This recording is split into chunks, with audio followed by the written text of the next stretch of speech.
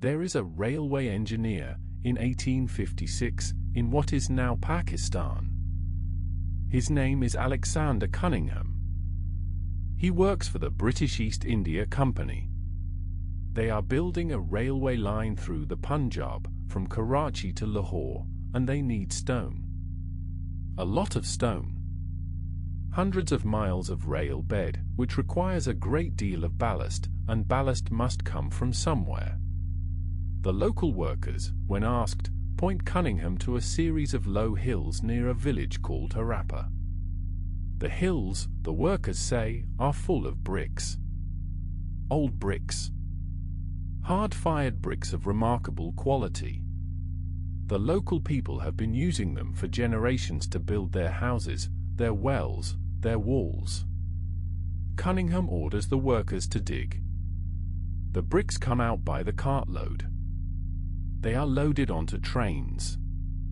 They are crushed into ballast. The railway is laid down across hundreds of miles, and the bricks of Harappa go with it, ground into gravel, buried under iron rails. Nobody, in 1856, has any idea what they are destroying. The bricks are 4,000 years old.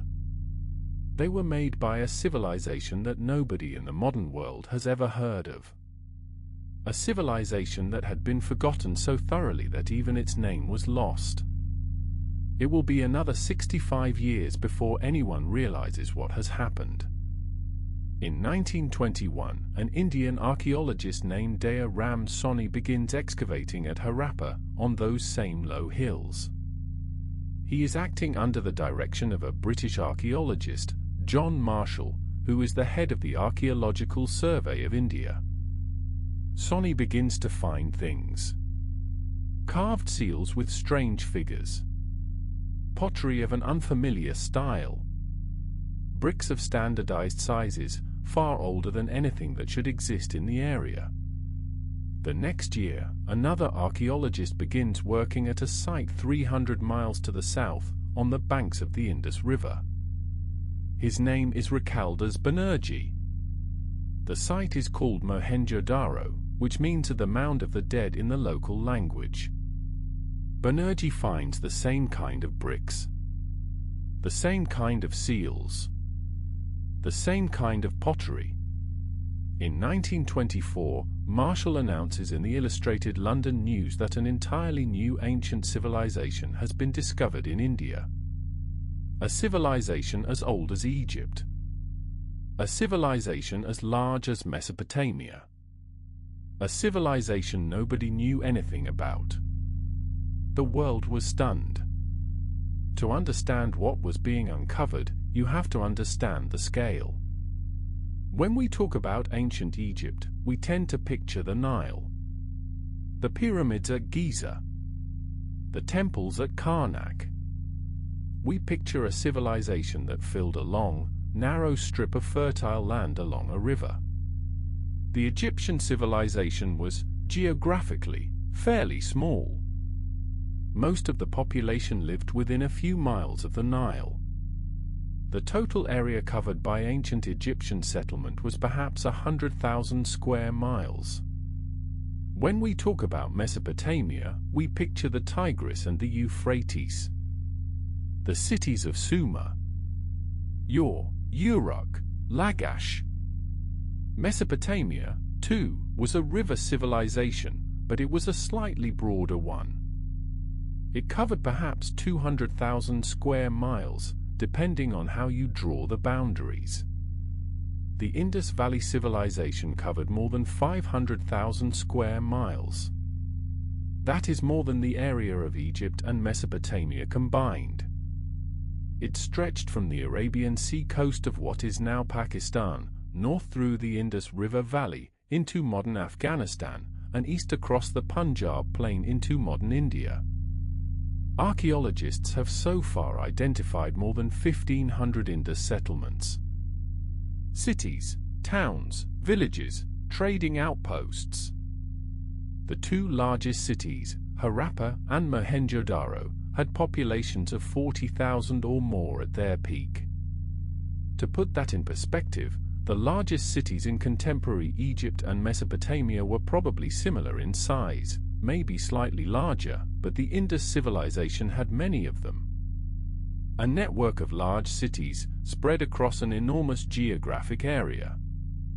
The total population, at the peak, was probably around 5 million people. 5 million. That is more than the entire population of ancient Egypt during the Old Kingdom. It is roughly equal to the population of Mesopotamia at its peak. It is, for the year 2500 before the Common Era, an enormous human population. Maybe 1 in 12 people alive on the planet at that time lived in the Indus Valley Civilization. And almost nobody, in the modern world, has heard of them. When Banerjee and his successors began to excavate Mohenjo-daro, they found something they were not prepared for. The city was planned, not had developed organically over centuries, not had grown out from a central temple as cities tend to do. Planned from the beginning, as if someone had sat down with a drawing board and laid the whole thing out. The streets ran in a grid. Wide main streets, perhaps 10 meters across, oriented to the compass, running roughly north-south and east-west. Smaller side streets branched off at right angles. The blocks between the streets were rectangular. The whole arrangement looks, on a map, more like a modern city than like anything else that had been built up to that time. The houses were brick. Standardized brick. Every brick from Harappa to Mohenjo-daro, 300 miles apart, was made to the same dimensions, in the same proportions. The ratio was always 4:2:1. For units long, 2 units wide, 1 unit thick. Whoever built these cities had agreed, across enormous distances, on what a brick should be. The houses were not all the same. Some were small, 2 or 3 rooms around a central courtyard. Some were large, multiple stories, many rooms, private wells. There was clearly a range of wealth, a range of social position. But there was no enormous palace dominating the city. There was no monumental temple soaring above the houses. There was nothing that looked like the seat of a god-king.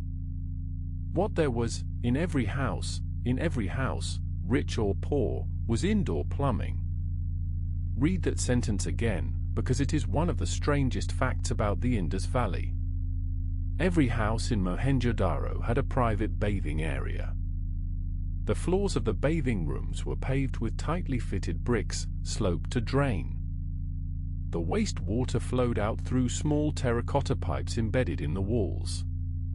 The pipes carried the water into a network of covered drains running along the outside of every house. The drains carried the water along the side streets. The side street drains emptied into larger drains running down the main streets. The main street drains carried the waste away from the city. There were manholes. There were sumps for collecting sediment. There were inspection covers that could be lifted for cleaning. This was, in 2500 before the Common Era, a sanitation system that would not be matched in Europe until the late 19th century. For 1,000 years before the cholera epidemics of London prompted the construction of modern sewers, the people of the Indus Valley had already solved the problem. The bricks were standardized. So were the weights. Across all the Indus sites that have been excavated, archaeologists have found small cubes of polished chert, a type of fine-grained stone. The cubes come in a range of sizes, but they are all related to each other by precise mathematical ratios. The smallest cube weighs about half a gram. The next size weighs exactly twice that. The next, twice that. And so on, in a doubling sequence, up through the medium sizes, and then in a decimal multiplication, up to weights of more than 10 kilograms. The whole system is internally consistent. A merchant in Mohenjo-daro could weigh out his cotton, his wheat, his copper, his beads, and a merchant in Lothal, 600 miles to the south, would have weighed his goods using exactly the same units. The civilization had standardized measurement across an area larger than modern France. So had the lengths. There was a standard unit of length, what archaeologists now call the Indus inch, of approximately 1.32 modern inches. There was also a Indus foot of about 13.2 inches. Buildings across the civilization were laid out using these units. Roads, walls, doorways, courtyards, all measured according to the same scale. This is the kind of standardization that requires central authority. It requires someone, or some institution, to decide what the unit should be, and to enforce that decision across an enormous region. It is the kind of thing that happens, in later history, when a powerful king or a powerful empire imposes uniformity on its territory. But nobody knows who that authority was in the Indus Valley. There are no royal inscriptions. There are no king lists. There are no monumental tomb complexes filled with the regalia of dead rulers. There are no images, in any of the surviving art, of a clear ruler figure being honored or worshipped. Whoever standardized the bricks, whoever standardized the weights, whoever planned the cities, they did not put their face on coins or carve their name into walls. They were, as far as we can tell, anonymous. This is one of the things that makes the Indus Valley so strange. The level of organization is high. The level of self-promotion is essentially zero. It is unlike almost any other ancient civilization we have studied. In the center of Mohenjo-daro, on a raised mound that some have called the citadel, the excavators uncovered a structure that has come to be called the Great Bath. It is exactly what the name suggests. A large rectangular pool, about 12 meters long by 7 meters wide, sunken into the ground, 2.5 meters deep. The walls of the bath are made of fitted bricks, set in mortar made from gypsum. The bricks have been sealed with a thin layer of bitumen, natural tar, to make the pool waterproof. Steps lead down into the water at both the north and the south ends. Around the pool runs a covered walkway, with rooms opening off it on 3 sides. The Great Bath would have held something like 250,000 liters of water. The water came from a large well in an adjacent courtyard. The dirty water drained out through a great brick-built corbelled arch into a separate channel, where it was carried away into the city's drainage system. Nobody knows what the Great Bath was for. Some archaeologists have suggested it was a religious structure, a place of ritual bathing, perhaps the ancestor of the sacred bathing tanks still found at Hindu temples today. Others have suggested it was a civic structure, a public bath, like the later Roman baths, where the citizens of the city could gather and clean themselves and socialize. Others have suggested it was both, or neither, or something else entirely. What is clear is that the Great Bath was a major civic project. It required significant resources to build. It required ongoing maintenance. The water had to be drawn, the bath had to be cleaned, the drains had to be kept clear. It was, in some sense, the most important building in Mohenjo-daro, occupying the most prominent location. And it was not a palace. It was not a temple in any conventional sense. It was a pool. A clean, beautifully engineered, civically maintained pool. Whatever its meaning, it tells us something about what the Indus people valued. They valued cleanliness. They valued shared infrastructure. They valued the kind of careful technical work that produces a pool that still holds water 4,000 years later. The Indus Valley Civilization was a civilization of the plains and the river valleys. The cities clustered along the Indus River and its tributaries, and along a now dry river system called the Gagahakra, which in ancient times appears to have been a major waterway flowing through what is now the Thar Desert. This was a fertile region in the 3rd millennium before the Common Era. The climate was wetter than it is today. The rivers were higher. The plains were green. There were elephants in the forests, tigers in the underbrush, rhinoceroses in the swamps. The Indus people grew wheat, barley, cotton, sesame. They raised cattle, sheep, goats, and water buffalo. They traded with merchants who came over the mountains from the highlands of Afghanistan, bringing lapis lazuli, the deep blue stone, from the mines of Badakhshan. They traded with merchants who came by ship from Mesopotamia, bringing copper, tin, and probably ideas. They built their cities in this fertile zone. The largest were on the lower Indus, Mohenjo-daro, Mohenjo-daro, Amri. Harappa was on a tributary called the Ravi, further north. Lothal was at the head of the Gulf of Kambat, with what appears to be a brick-built dockyard for seagoing vessels. Dolavera was on a small island in what is now a great salt marsh. Gamwariwala was in the Kholistan Desert, on the now dry Gagahakra. Rakhigarhi, in modern India, has only begun to be excavated, but it may turn out to be the largest of them all. There were also smaller settlements stretching far beyond this core. Trading outposts in the mountains. Small villages in the foothills. A whole network of places that connected the cities to the resources they needed and to the larger world. But there are limits. The Indus people did not build cities in the high mountains.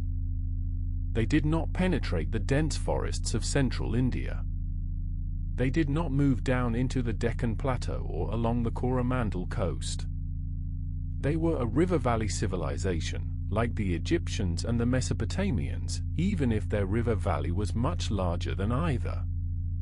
And this is the strange part, they did not build the kind of structures that other river valley civilizations built. No pyramids. No ziggurats. No great royal palaces. No towering temples to a national god. The biggest building at Mohenjo-daro, after the Great Bath, was a large granary, or what some archaeologists have interpreted as a granary, though there is debate even about that. A storage facility. A practical, useful structure. This is a civilization that, with all the resources of 5 million people, did not build monuments to its rulers. That is unusual enough that it is worth saying twice. This is a civilization that did not build monuments to its rulers.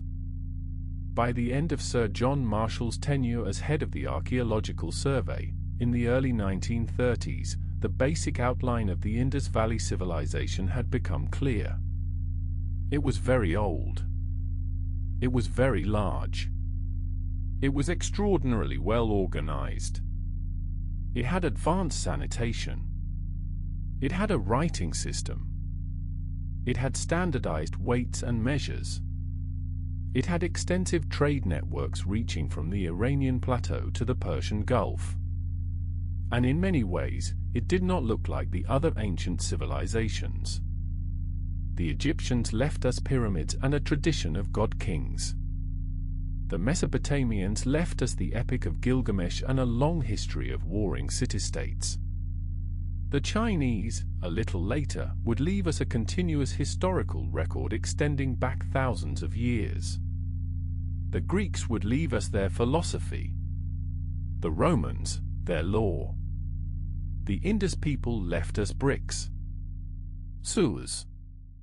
Carefully made small objects, beads, figurines, weights, seals. The careful brick-paved streets of 100 cities. The Great Bath. And a writing system that, despite a century of effort, nobody can read. They did not leave us their history. They did not leave us their name. They did not leave us their gods, or their kings, or their songs, or their stories. They left us their daily life, embedded in clay, scattered across an enormous region, waiting to be excavated. In the next part of our story, we will try to imagine what their daily life was like. We will look at their seals, their figurines, their houses, the way they buried their dead. We will try to draw a picture of who they were. And we will run into, again and again, the strangest fact of all about this civilization, the fact that has shaped every modern attempt to understand them. They did not, as far as we can tell, fight wars. In a museum in Karachi, behind a glass case, there is a small brick. It is 4,000 years old. It was made by hands we will never see, in a workshop we will never visit, by a person whose name we will never know. The brick is 4 units long, 2 units wide, 1 unit thick. The ratio is exactly the same as every other brick that came out of every other Indus city. The person who made the brick understood ratios, understood standards, understood that this brick had to match the brick the next worker was making, and the brick the next worker was making, and the brick the next worker was making. The person who made the brick did not sign their name to it. Nobody did. Tomorrow night, we will walk back into the cities they made. We will look at their daily lives. We will try to imagine who they were. But tonight, rest. Good night. It is morning in Mohenjo-daro. The year is somewhere around 2400 before the Common Era. The sun has come up over the floodplain of the Indus River. The air is already warm. The smell of the city, bread baking, animals in pens, water in the drains, smoke from 1,000 household fires, drifts down the brick-paved streets. We are going to spend some time, tonight, imagining the people who lived here. It is harder than it should be. The Indus Valley Civilization is one of the worst documented ancient civilizations of comparable size and complexity. We do not have their writings, we cannot read what they wrote.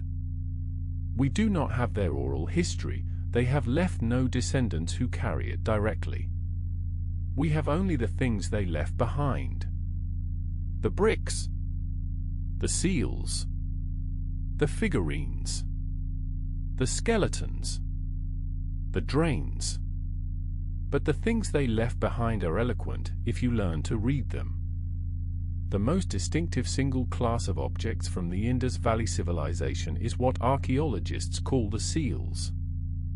A seal is a small object, usually made of steatite, a soft stone that hardens when fired, about 1.5 inches square, perhaps half an inch thick.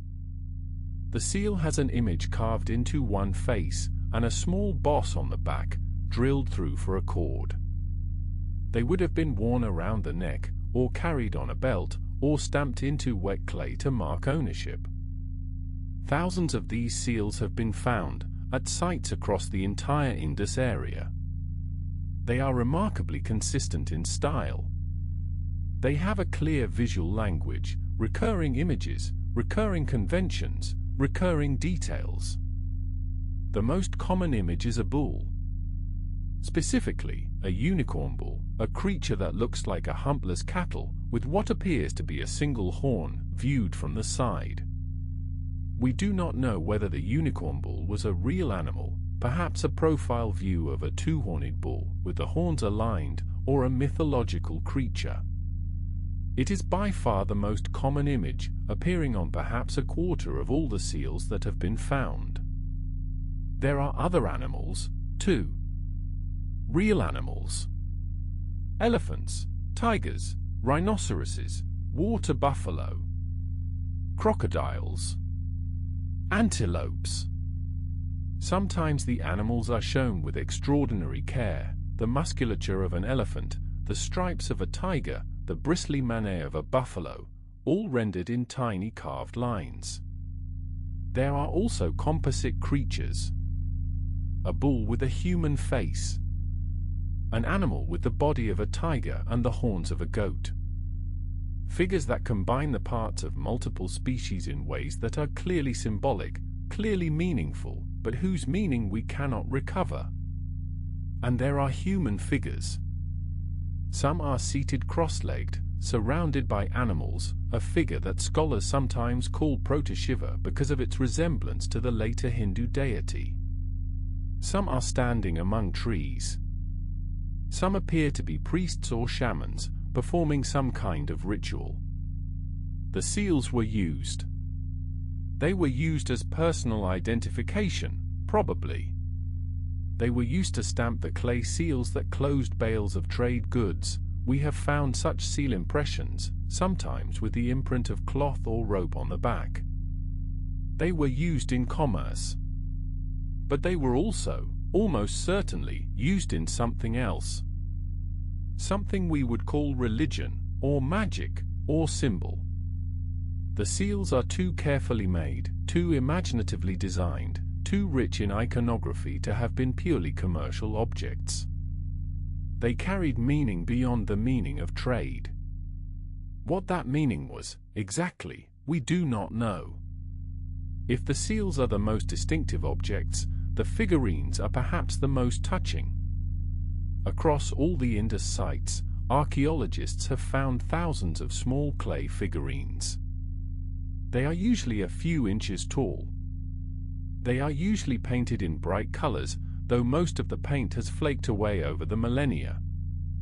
They are usually fired in simple kilns and roughly molded by hand. The most common subject is a woman. The figurines of women are everywhere. They are found in houses, in trash dumps, in the rubble of collapsed buildings. They are made in many styles, but most of them have certain features in common. They are dressed in elaborate clothing, long skirts, jeweled belts. They wear elaborate headdresses, sometimes towering above the head, sometimes with side fans that frame the face like wings. They wear heavy jewelry, bangles on the arms, necklaces, earrings, anklets. Some are clearly pregnant. Some are clearly nursing. Scholars have argued for a century about what these figurines mean. The most common interpretation is that they represent a goddess, a mother goddess, a goddess of fertility, perhaps a goddess of the household. The figurines may have been kept in domestic shrines. They may have been offered prayers. They may have been broken deliberately at the end of certain rituals. This is speculation. We do not know. What we do know is that the women of the Indus Valley were imagined and reimagined and made into clay, again and again, by people who cared enough to make them. The civilization had, somewhere at its heart, a tradition of representing the female form, with care and detail and complexity. There are male figurines too, but they are far less common. There are also figurines of animals, small clay bulls, clay horses, clay monkeys. There are toys, small carts with wheels that turn, small whistles in the shape of birds. There are dolls. These last ones are particularly moving. Small clay dolls, with movable arms and legs, sometimes with their hair still showing traces of paint. Children played with them. Children in Mohenjo-daro and Harappa and Lothal, 4,000 years ago, played with dolls. They are recognizable. They look like dolls. What were the houses like? We know this in remarkable detail, because so much of the brickwork of the Indus cities has survived. We can walk through the streets of Mohenjo-daro today. We can step over the thresholds of houses that were last inhabited 4,000 years ago. We can look at the layout of the rooms, the position of the wells, the arrangement of the kitchens. A typical Indus house had several rooms grouped around a central courtyard. The courtyard was open to the sky. It was the heart of the house. Cooking was often done in the courtyard, on a raised brick hearth. Light came down into the courtyard from above. Sometimes there was a small tree planted there.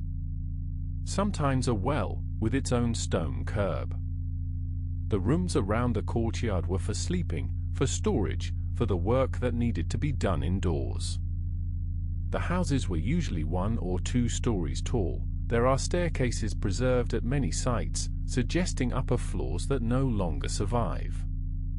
The roofs were probably flat, made of wooden beams overlaid with reeds and packed earth. The roofs would have been used too, for drying grain, for sleeping in the cool of the summer evenings. The bathing room, as we have already mentioned, was a separate space with a sloped brick floor and a drain. The toilet, yes, the toilet, was usually a brick seat with a hole in it, set over a brick-lined pit that drained into the same network of sewers. The Indus people did not relieve themselves in the streets, in the fields, in the corners. They went to a designated room in their house, did their business, and the waste was carried away to a treatment system outside the city. This level of domestic sanitation is, frankly, astonishing. There would not be anything comparable in most of the world for thousands of years. There are people in 2025 who do not have access to plumbing as good as what was standard in Mohenjo-daro in 2400 before the Common Era. The houses had front doors. The doors opened, usually, onto a side street, not the main street. This is a recurring feature of Indus city planning. The houses turn their backs to the main thoroughfares. The grand commercial streets do not have houses facing onto them. The houses are tucked away on the smaller streets, where the noise and dust of the main roads do not reach. It is an oddly modern planning choice. It would not look out of place in a thoughtful suburb today. What did they eat? We have a fairly good idea, because food remains are durable. They preserve in middens, in cooking pots, in the soot that lines hearths. We can identify the grains they ate, the animals they butchered, the spices they used. The staple foods were wheat and barley. The Indus people grew both, in quantity. They ate bread, probably similar to the unleavened flatbreads that are still made across the region today. They ate porridge. They ate roasted grain. They also ate rice. The Indus Valley Civilization is one of the earliest places where rice cultivation is documented. The grain came in from the wetter areas in the east, and it became increasingly important as time went on. They ate meat.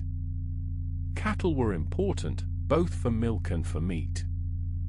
They ate sheep, goats, water buffalo, chickens, sometimes pigs. Fish from the rivers and the sea. Game from the surrounding forests. They ate fruit. Dates, melons, pomegranates, figs. They had developed sophisticated agricultural practices, irrigation, crop rotation, the management of orchards. And they used spices. Recent analysis of cooking pot residues from the Indus sites has identified turmeric, ginger, and other spices that are still in use in South Asian cuisine today. The food of the Indus Valley, 4,000 years ago, would not have tasted entirely unfamiliar to a modern visitor from the region. The work of the cities was varied.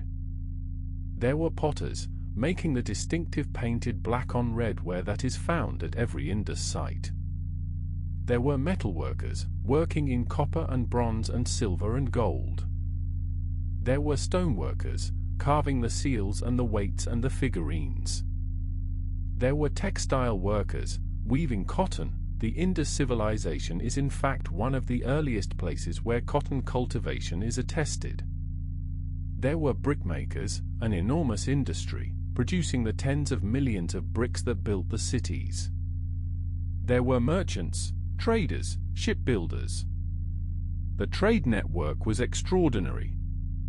Indus seals have been found at sites in Mesopotamia, Ur, Susa, Bahrain. Mesopotamian texts mention a place called Meluhha, which most scholars believe refers to the Indus Valley.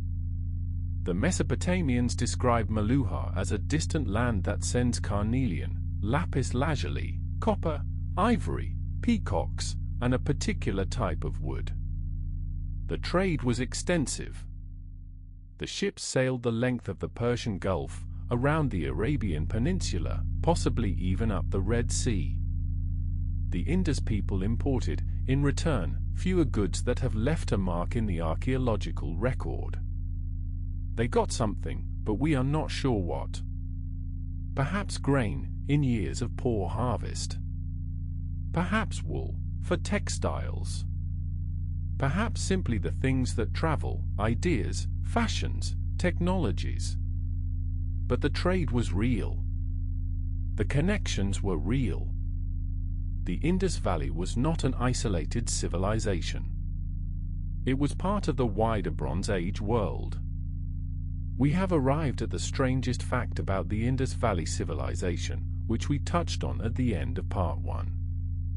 In the archaeological record of the Indus Valley, there is very little evidence of warfare. Let us be careful here. Very little evidence is not the same as no evidence. There are weapons at Indus sites, spearheads, axes, arrowheads. Every culture has hunting weapons, and these tools could be used in violence as well as in hunting. There are some skeletons with injuries that could be the result of attack. There are walls around some of the cities, though these are usually interpreted as flood barriers or as customs perimeters, not as military fortifications. But compare the Indus record to the contemporary record of Egypt or Mesopotamia, and the difference is enormous. The Mesopotamian record is full of war. The Sumerian king lists describe centuries of conflict between city-states. The Standard of Ur, a famous artifact from around 2500 before the Common Era, has an entire panel dedicated to soldiers, chariots, captives. The stele of the vultures from Lagash shows a battle scene, with soldiers advancing in formation over the bodies of the enemy. The art of Mesopotamia is, in many ways, the art of organized violence. The Egyptian record, similarly, is full of war. The pharaohs are shown smiting their enemies. The temples are decorated with scenes of campaigns and conquests.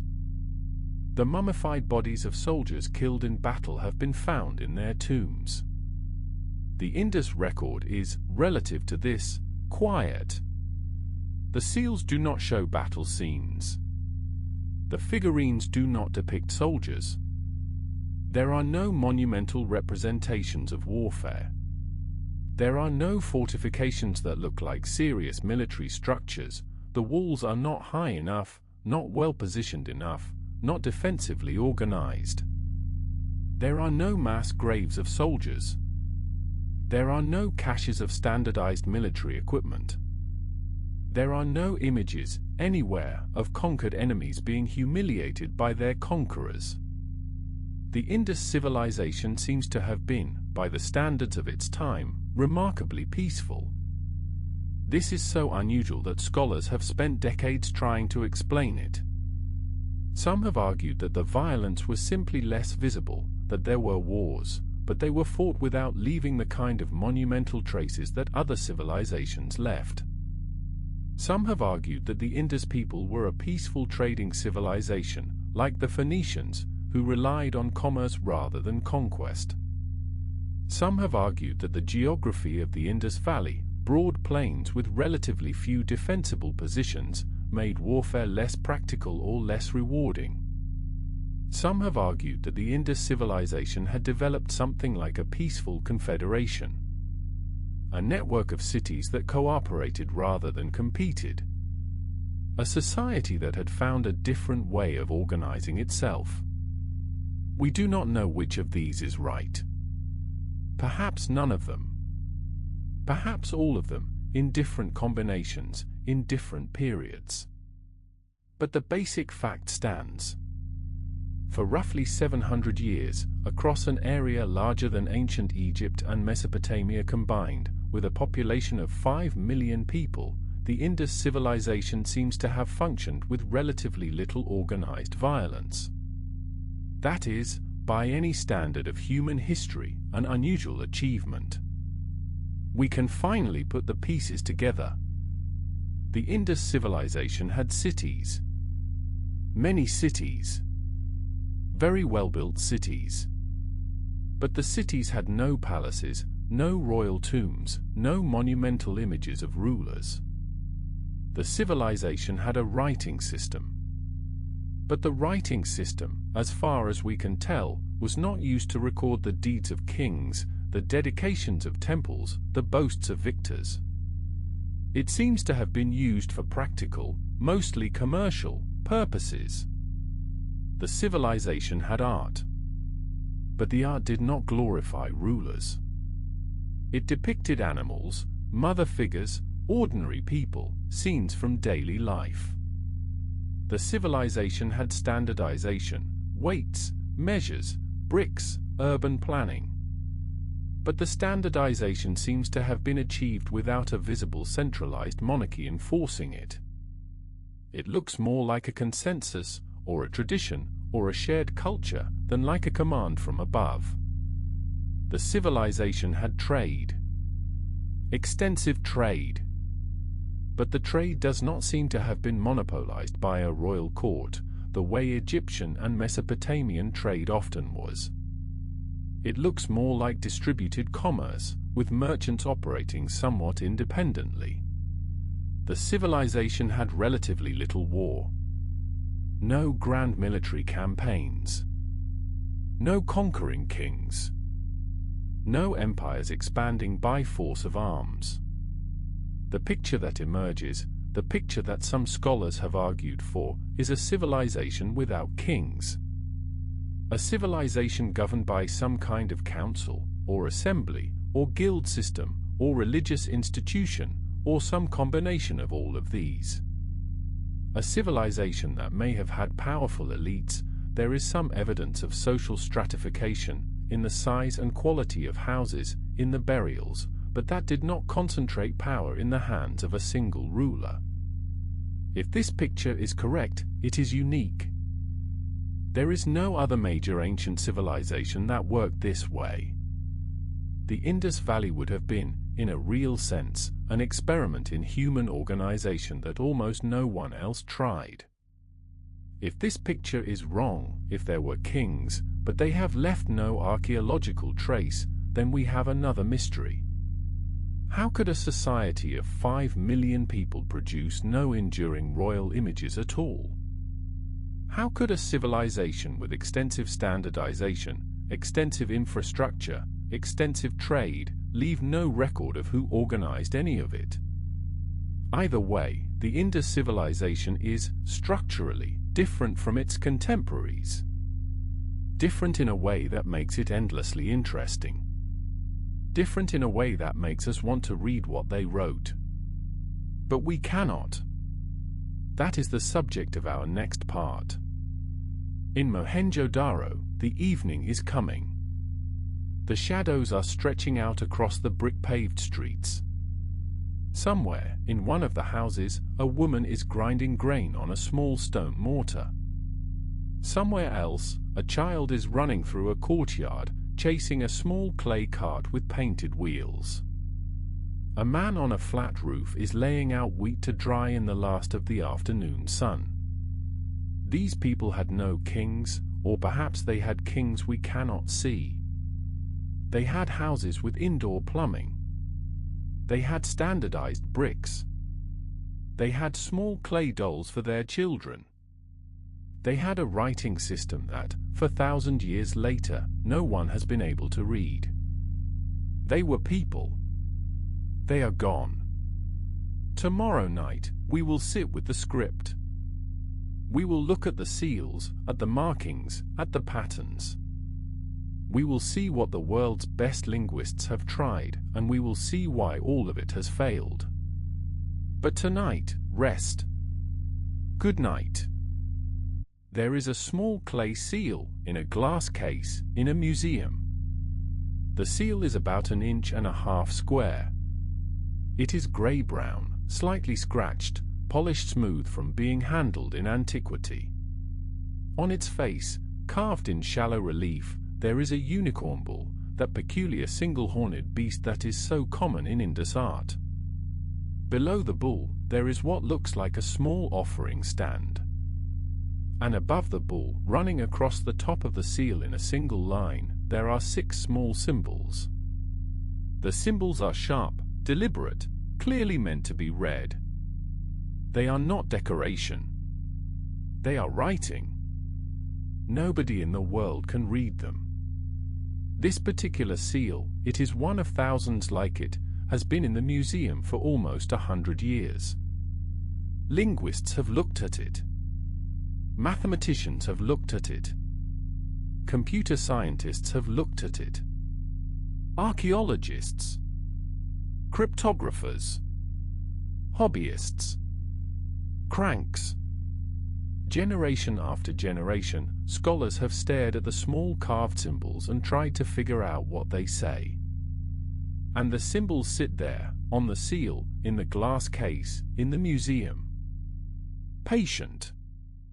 Silent. Unreadable. This is the Indus script. Tonight we are going to spend some time with it. Let us begin with the basic facts. The Indus script appears on a wide range of artifacts. The most common is the seals, those small carved squares that we discussed in part 2. The script appears on the top edge of most seals, in a line of 3 to 10 symbols. The seals are by far our largest source of Indus writing. The script also appears on pottery, sometimes painted, sometimes scratched into the clay before firing. It appears on small clay tags called sealings, which were originally attached to bundles of trade goods. It appears on copper tablets, small ivory rods, and occasionally on the walls of buildings. In total, we have something like 4,000 to 5,000 inscribed objects. That sounds like a lot, until you realize what those inscriptions look like. The average Indus inscription is 5 symbols long. The longest inscription ever found is 26 symbols, on a single object. There are no long texts. There are no narratives. There are no surviving epics, or legal codes, or king lists, or religious hymns. There are just thousands of very short inscriptions, scattered across thousands of small artifacts. This is, in many ways, the fundamental problem. When Champollion deciphered Egyptian hieroglyphics in the 1820s, he had the Rosetta Stone, a long inscription in 3 scripts, 2 of which were already known. He had hundreds of long Egyptian inscriptions in temples and on monuments, providing context and repetition. He had the names of Egyptian rulers known from Greek and Roman sources, which appeared in the texts. When Michael Ventris deciphered the Mycenaean Greek script known as Linear B in 1952, he had hundreds of clay tablets with long, organized texts. He had the surrounding Greek language as a possible match. He had the slow accumulation of evidence about what kinds of words might appear in administrative inventories, names, places, numbers, commodities. The decipherer of the Indus script has none of these advantages. There is no Rosetta Stone. There is no parallel text in any known language. There are no inscriptions long enough to contain context, repetition, syntactic structure. There are no names of Indus rulers. We have no rulers, in fact. There is no contemporary civilization that recorded the Indus language. There is no surviving descendant that we can identify. There is, in short, almost nothing to work with except the inscriptions themselves. One of the first things you would want to know about an unknown writing system is how many distinct symbols it has. This sounds simple. You count them. But it is harder than it sounds. Are two slightly different symbols actually two different signs, or two stylistic variants of the same sign? Are two visually identical symbols always the same sign, or might they sometimes mean different things depending on context? Different scholars, using different methods, have come up with different counts. The consensus number is something like 400 to 600 distinct symbols. That is a lot. Too many for a purely alphabetic script, which would typically have 20 to 40 signs. Too few for a purely logographic script like Chinese, which has thousands of signs. The Indus script is, by the symbol count, a logosyllabic system. Something like Egyptian hieroglyphics, or like cuneiform. A system in which some signs represent words or concepts, and other signs represent sounds. This is the kind of system most ancient writing systems used in their early phases. Within the symbol set, certain patterns are visible. There are very common symbols, a handful of signs that appear over and over, in many inscriptions. There are rare symbols, many signs that appear only once or twice in the entire corpus. There are symbols that seem to come at the beginnings of inscriptions, and symbols that seem to come at the ends. There are pairs of symbols that often appear together. These patterns are statistical. They have been studied with increasing sophistication, especially over the last 50 years. They have been compared with the statistical patterns of other writing systems.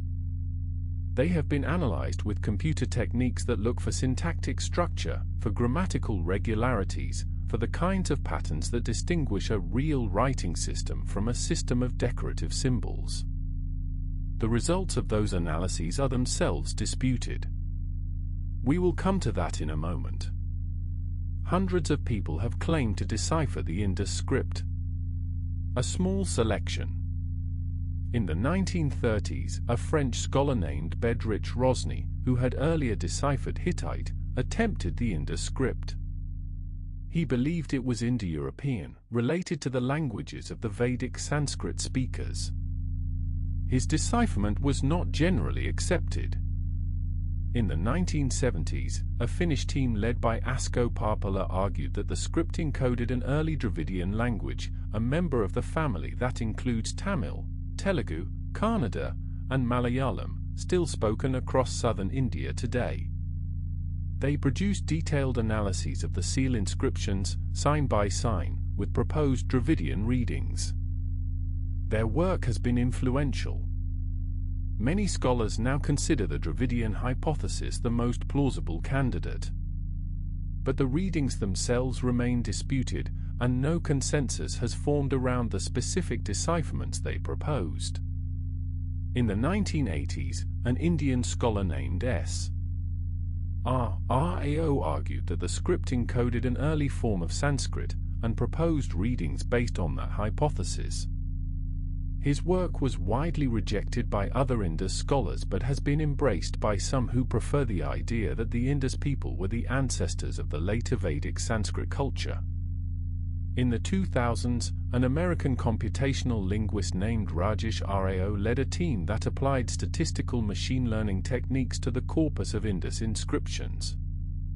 They argued that the patterns in the inscriptions were consistent with a real linguistic system, not random, not purely symbolic, but the kind of structured pattern that natural language produces.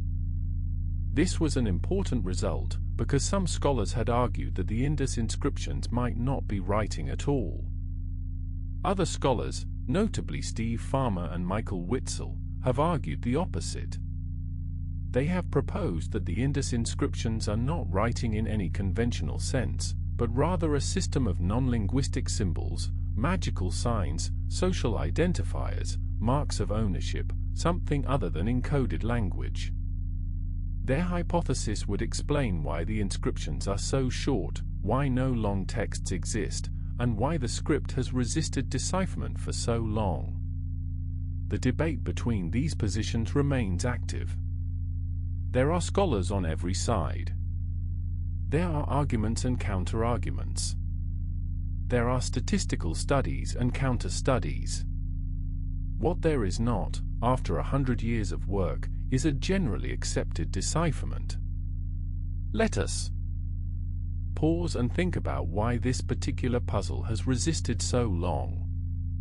The first reason, as we have already discussed, is the shortness of the inscriptions. 5 symbols on average. 26 symbols at maximum. This is so little text that no statistical method can confidently identify the underlying language. There is not enough data. The second reason is the lack of bilingual texts. Almost every other ancient writing system that has been deciphered was deciphered with the help of a parallel text in a known language. Egyptian hieroglyphics had the Rosetta Stone.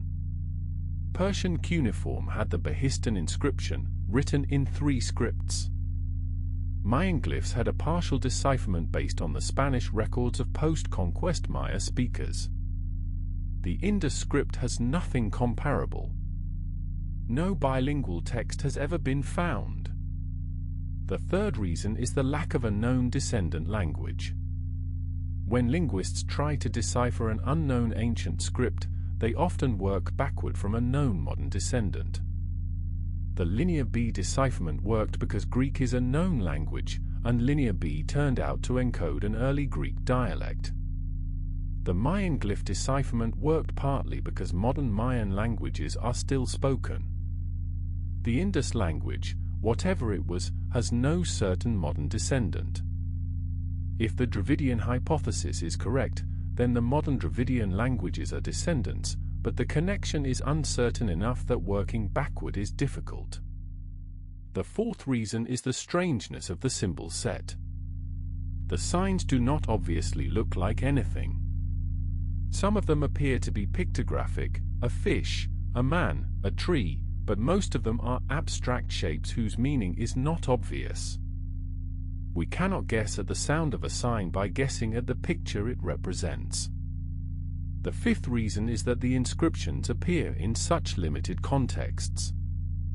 They appear on seals, on pottery, on small tags. They do not appear on tomb inscriptions, on temple walls, on commemorative monuments. We do not have the kind of contextual variety that helps decipherers triangulate meaning. The sixth reason, and this is perhaps the deepest, is that we may simply be missing too much. The script was, in all likelihood, written extensively on perishable materials. Wood, palm leaves, cloth, leather. These materials do not survive in the archaeological record. What we have, the seals, the pottery, the small inscriptions on hard surfaces, may be a tiny fraction of what the Indus people actually wrote.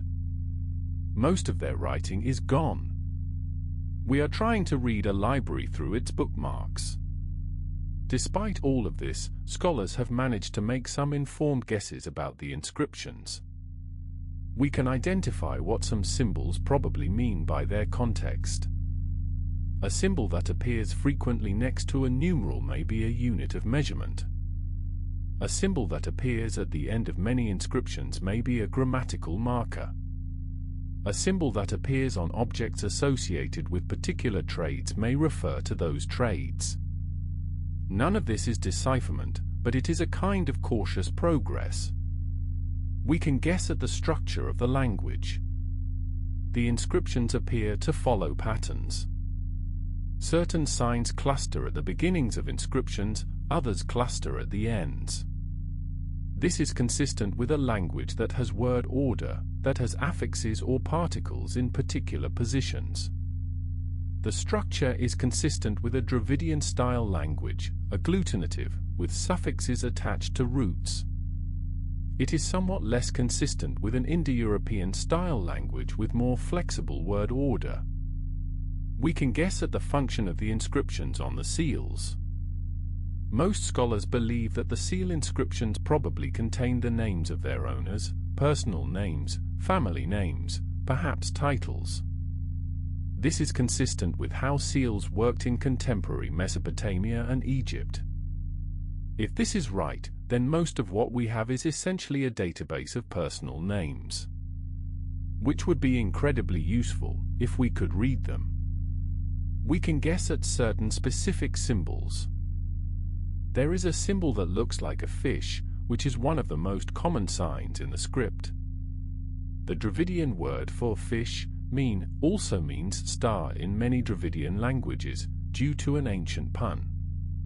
The fish symbol may, therefore, refer to stars and may appear in personal names that include star references, a kind of astronomical naming system. This is one of the most discussed proposed readings in the field. But guess is not the same as no. There is a difference between plausibly Dravidian and translatable Dravidian. We are stuck on the wrong side of that difference, and we have been for 100 years. Why does it matter whether we can read the Indus script? It matters because the script is, in many ways, the most important key to understanding the Indus civilization. If we could read the inscriptions, we would learn who these people called themselves. We would learn the names of their gods, if they had gods. We would learn what they thought of their cities, their trade, their lives. We would have direct access to a civilization that, otherwise, can only be inferred from its physical remains. It also matters because the Indus civilization is large enough and old enough that what they wrote might tell us something about the deep prehistory of South Asia. If they spoke a Dravidian language, that would tell us something about the linguistic history of the subcontinent, that Dravidian languages, now mostly spoken in southern India, were once the dominant tongue across a much wider area. If they spoke an Indo-European language, that would rewrite our understanding of when Indo-European arrived in India. If they spoke some other language, some isolate, some lost family, that would open an entirely new window onto human linguistic history. It matters because there are 5 million people we cannot hear. Their words are sitting, right now, on those seals in the museum cases. Their words are sitting on the pottery sherds in the storerooms. Their words are sitting in the small carved symbols that travel on bundles of cotton bound for distant ports. We have their words. We cannot read them. It would be a strange thing, would it not, to walk through a library where every book was in front of you, and every shelf was within reach, and you could open every book and turn every page, but every sentence on every page was beyond your comprehension. That is what walking through the Indus inscriptions is like. You can see them. You can study them. You can hold the seals in your hands and turn them in the light. You cannot read them. This may change, of course. New techniques are always being developed. New finds may emerge. A long inscription may yet be discovered. A bilingual text may yet be found. Someone, somewhere, may yet crack the code. Or it may not change. It is entirely possible that the Indus script will remain unread indefinitely. That the people who wrote it will keep their silence indefinitely. That we will look at their seals and pottery and tags forever, and will never know what those words meant. That, too, is a possibility we should sit with. In the museum, the seal sits in its glass case.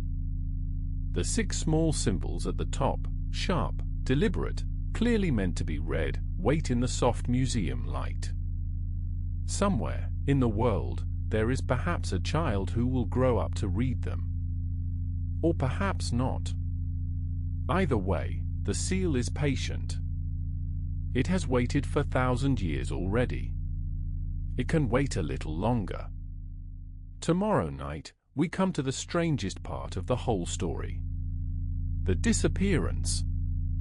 The slow, mysterious, peaceful end of a civilization that did not collapse in war, did not fall to a conquering army, did not vanish in a single dramatic catastrophe, but simply, slowly, quietly, went away. But tonight, rest. Good night. Sometime around the year 1900 before the Common Era, in the Indus Valley, something began to change. There was no single catastrophe. No invading army crossed the mountains. No volcano erupted. No plague wiped out the population. No tsunami flooded the cities. There is no sudden archaeological horizon of destruction, no layer of ash or burning, no mass graves of the violently killed. What there is, in the archaeological record, is a slow softening of the civilization. A gradual change. A long, drawn-out, gentle decline. The standardized bricks become less standardized. The carefully planned streets become less carefully maintained. The seals stop being made. The trade with Mesopotamia falls off. The cities, one by one, are abandoned. The population shifts. The script disappears. Over the course of perhaps 200 or 300 years, the Indus Valley Civilization, the entire vast complex of 5 million people, 1,500 settlements, standardized weights and measures, planned cities, indoor plumbing, peaceful confederation, comes apart. By the year 1300 before the Common Era, it is gone. Nobody knows exactly why. This is the subject of our final part. The most widely accepted theory, today, involves climate change. In the third millennium before the Common Era, the Indus Valley enjoyed a wetter, more reliable monsoon climate than it has today. Rivers ran more fully. Floods came on schedule. The vegetation was greener. The agriculture could support a dense urban population.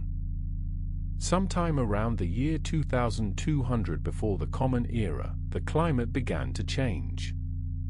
The Indian summer monsoon weakened.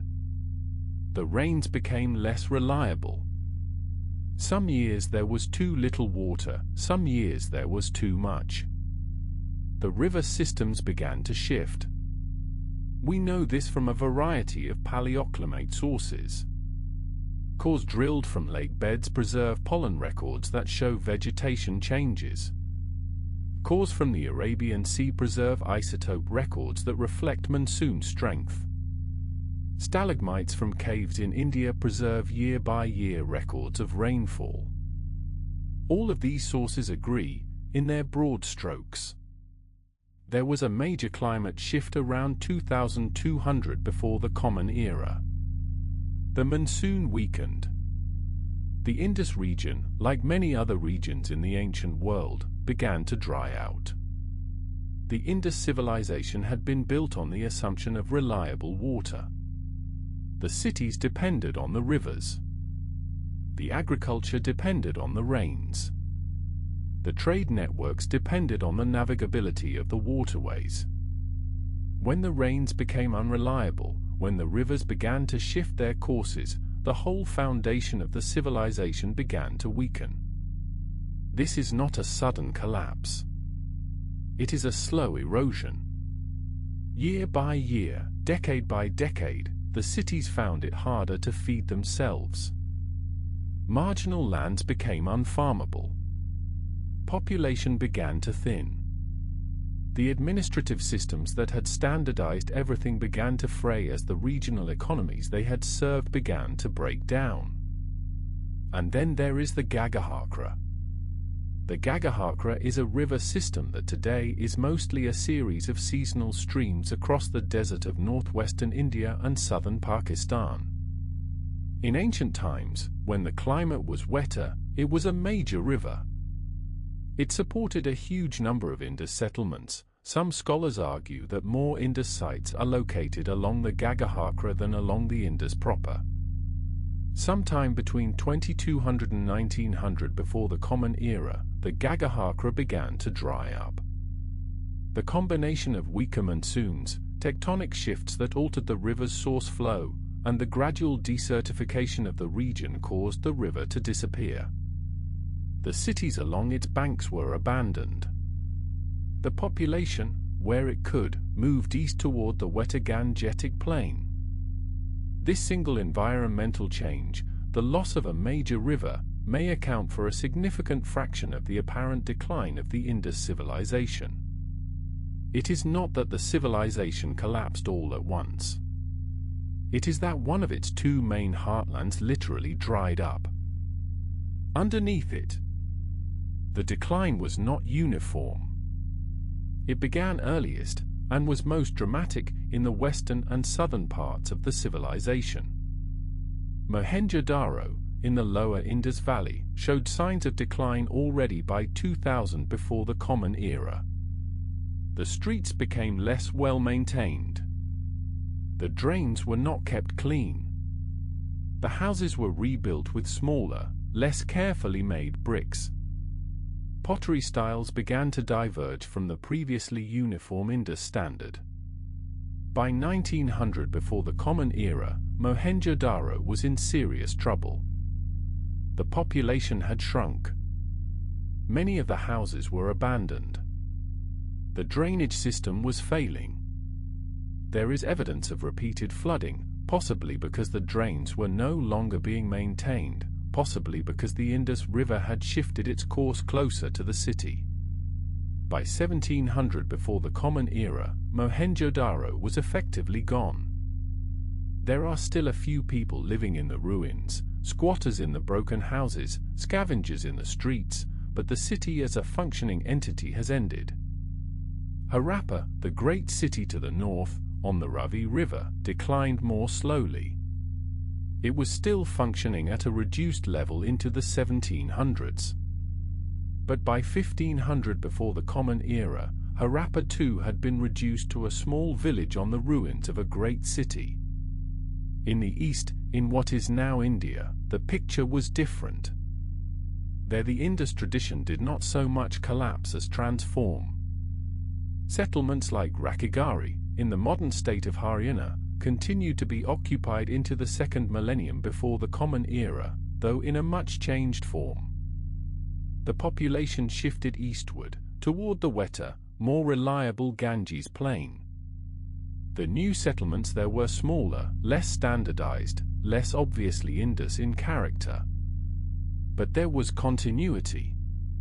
There were people, and they still made certain kinds of pottery and tools that descended from the older Indus styles, and they still buried their dead in ways that hinted at the older traditions.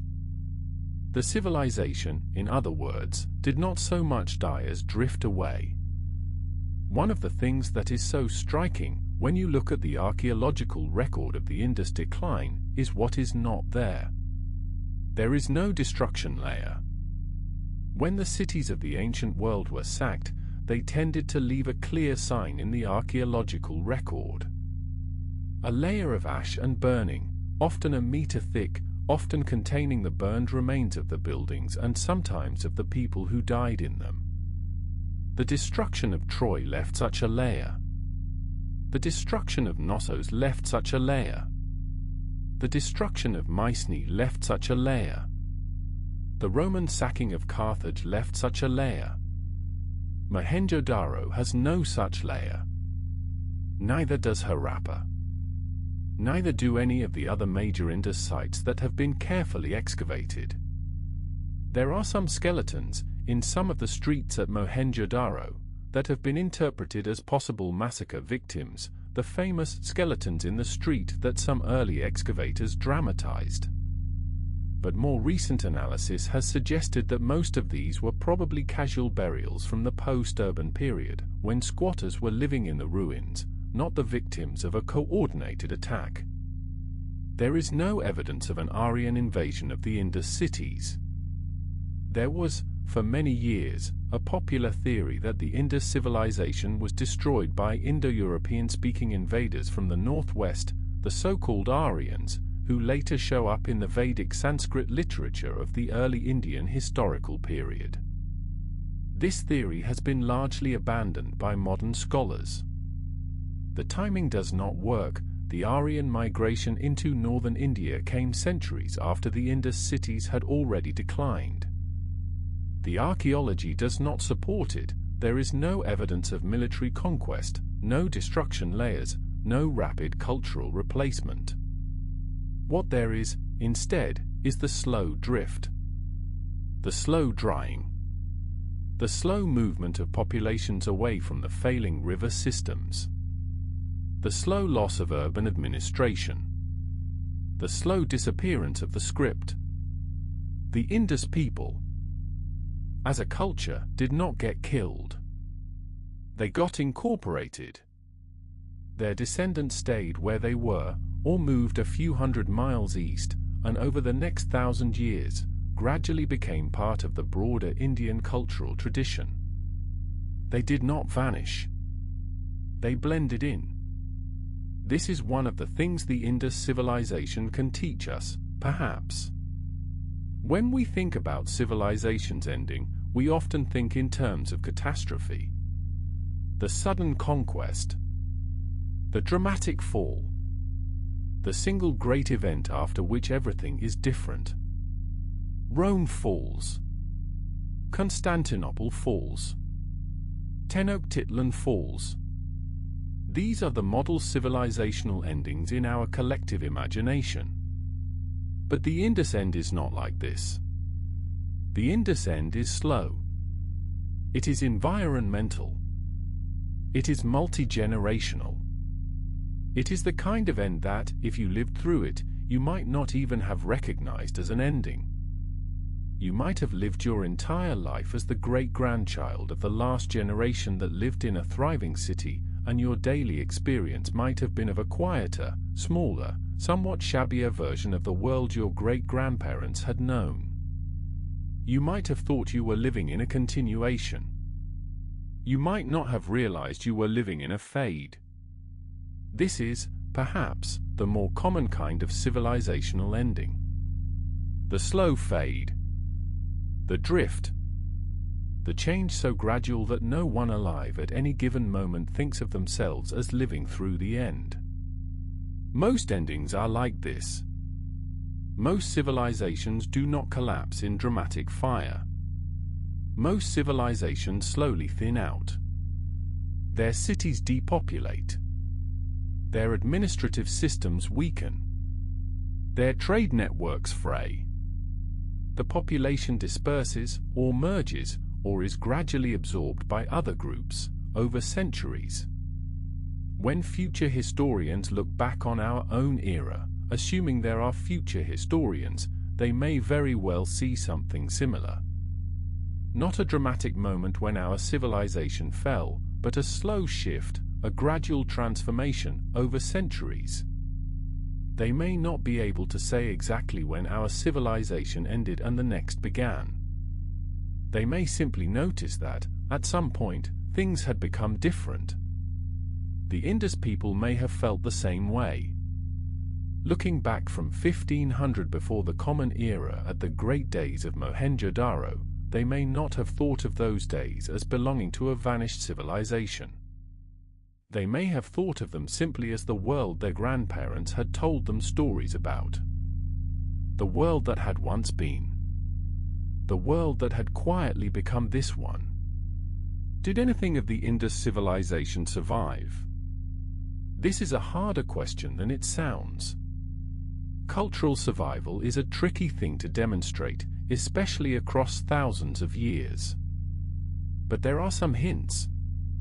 The cattle-based pastoralism of South Asia may owe something to the Indus tradition. The early agriculture practices of the Gangetic Plain may have inherited techniques from the Indus farmers who moved east during the decline. The cotton industry of the subcontinent has a continuous history reaching back to the Indus weavers. The hot, sometimes earnest religious practices of South Asia may have ancient roots that reach to the Indus people. The proto-Shiva figures on some of the seals, figures of a seated meditator surrounded by animals, have led some scholars to argue for continuity between Indus religious thought and the later traditions of yoga and Shaivism. The fertility goddess figurines may be the ancestors of the later mother goddess traditions of South Asia. The ritual bathing tradition, which is still central to Hindu practice today, may go back to the Great Bath of Mohenjo-daro. These are speculations. None of them is proven. But none of them is implausible either. If the Indus people spoke an early form of Dravidian, then their language continued. Tamil, Telugu, Kannada, Malayalam, the major Dravidian languages of southern India today, may carry the lineage of the Indus tongue, distorted and changed by 4,000 years of evolution, but still alive in the mouths of 200 million speakers. When a Tamil grandmother in Chennai sings a lullaby to her grandchild today, she may be using the descendants of the words the women of Mohenjo-daro used. We cannot prove that, either. But it is, perhaps, possible. What we can say with confidence is that the Indus civilization left a legacy of cities, of urban planning, of standardized infrastructure, of the idea that a society can be organized at a large scale without organized violence. These ideas did not vanish when the cities did. They were available to be picked up again, in different forms, by the civilizations that came after. The Indus civilization may not have given us names or kings or dates or stories. But it may have given us a kind of proof of concept. A demonstration, in the deep past, that human beings can live in great numbers without warring on each other. That they can build and maintain complex shared infrastructure. That they can produce beautiful objects and sophisticated trade without concentrating power in the hands of a god-king. That is a strange and valuable inheritance, if we choose to receive it. There is one site that may give us a glimpse of the last days. Its name is Dholavira. It is on a small island in the great salt marsh of the Rann of Kutch, in the modern Indian state of Gujarat. It is one of the largest of the Indus cities, perhaps the third or fourth largest. It is also one of the best preserved, because the salt marsh has protected it from later occupation and from extensive plowing. Dholavira was occupied for a very long time. It seems to have been founded around 3000 before the Common Era, in the earliest phases of the Indus civilization, and it continued to be occupied into the second millennium before the Common Era, after most of the other major cities had been abandoned. At Dholavira, archaeologists have found a kind of late record. The architecture of the latest phase of occupation is different from the earlier Indus standard. The bricks are less regular. The buildings are smaller. The standardized weights are no longer being made in large numbers. But people are still there. They are still maintaining some of the older customs. They are still using the old script. Late inscriptions at Dholavira are among the latest examples of Indus writing. And then, slowly, even Dholavira empties out. The last residents leave. The salt of the marsh creeps over the stones. The wind blows the dust into the streets. The city is left to its silence. By the year 1500 before the Common Era, no one is living at Dholavira. The civilization that built it is gone. What did the last person feel, looking out from the last house in the last Indus city? Did they know they were the last? Or did they think they were simply moving on, like any family moving on, to better fields, to wetter river valleys, to the homes of relatives in places that were not yet as dry? We will never know. The salt marsh does not preserve what people felt. It only preserves the bricks. In a museum in Karachi, behind a glass case, there is a small brick. It is 4,000 years old. It was made by hands we will never see, in a workshop we will never visit, by a person whose name we will never know. The brick is 4 units long, 2 units wide, 1 unit thick. The ratio is exactly the same as every other brick that came out of every other Indus city. The person who made the brick understood ratios, understood standards, understood that this brick had to match every other brick made by every other worker across an entire civilization. The person who made the brick did not sign their name to it. Nobody did. The civilization that made the brick rose. It thrived for 700 years. It built 1,500 cities. It standardized weights and measures across an area larger than ancient Egypt and Mesopotamia combined. It built indoor plumbing 2,000 years before Rome would manage it. It traded with the great kingdoms of its time. It did not, as far as we can tell, fight wars. And then, slowly, over generations, it faded. Not in a single catastrophe. Not in a great battle. Not in a sudden plague. It faded the way a long evening fades. The way a candle gutters and goes out. The way you might not notice, at first, that the room is becoming darker. The cities emptied. The script stopped being used. The trade networks dissolved. The people stayed where they were, or moved on, or merged into other peoples, and over the long centuries that followed they became part of something else, part of the broader culture of South Asia, which is still alive today, which still bears, perhaps, some traces of who they were. But who they were, exactly, we do not know. Their bones we have. Their bricks we have. Their seals and figurines and weights we have. Their words we do not have. 5 million people lived. Their voices have gone quiet. The brick sits in the glass case, in the museum, in the city of Karachi, which is itself built, partly, on top of the very same plain where the Indus people walked. It waits. You have been listening. That is what matters. That is everything. The night is deep. Good night.